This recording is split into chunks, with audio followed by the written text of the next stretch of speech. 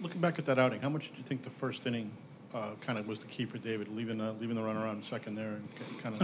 I mean, they had second and third, and we played the infield back because I don't want a ground ball to go through, and they scored two. So he limited the damage. They only go two, and then we scored right back. So he bear down. He did a good job, just limiting the damage.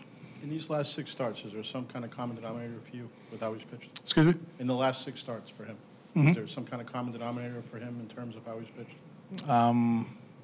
I do feel that knowing what was going on with him, kind of like he's at ease now. He knows how to prepare for every. I mean, it's not that he didn't know, but he knows that there's nothing wrong with his shoulder, his elbow, and just prepare on a regular basis the way he can do it. He studies, he prepares, and he goes out there and he performs.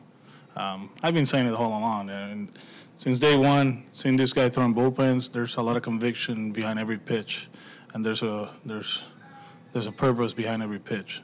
His misses are by 1 inch or two.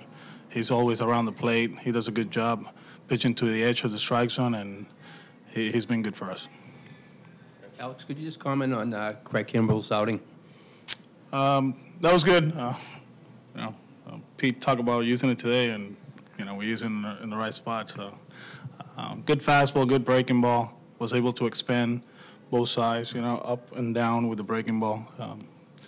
He did great. The other two guys did a great job. Joe was great, and then Barnesy, although he walked that guy, he was pitching away from giving up damage. So, I'll take that walk. It doesn't matter. So that was a good job by all of them. It's nice to see Jackie homer off a lefty, and obviously JD the day after. Yeah.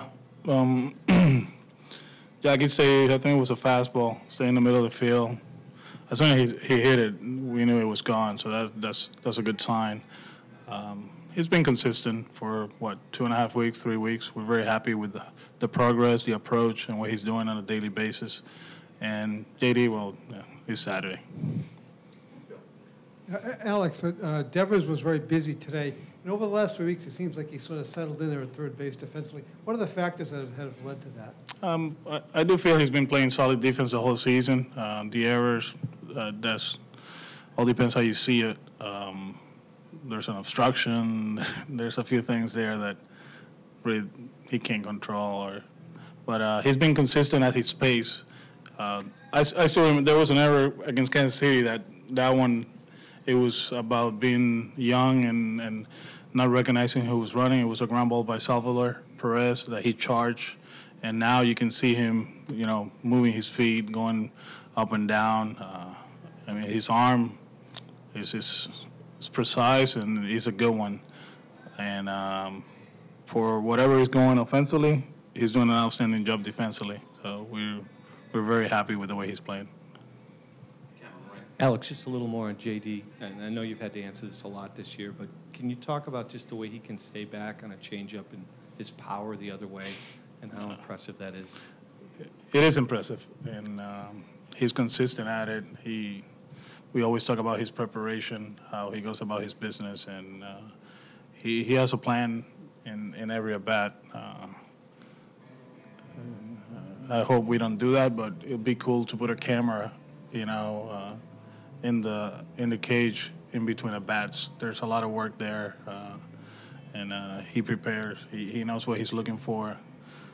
There's a few sore arms down there from the coaching staff, just throwing during the game, but we're happy. I mean, there's plenty of eyes for them after the game. So he understands hitting, and the cool thing about this month, this past few weeks is. It seems like I always talk about baseball talk and how loud it's getting. He's taking charge. He's helping a lot of guys in there, and I hope they're patient with him. As far as sometimes they're not gonna see results right away, but when it clicks, they're gonna see it. So I guess that was cool. Today I saw him working, helping out Rafi, which was great. I mean, there's no language barrier there, and he's becoming a leader, which is, something that comes with the territory.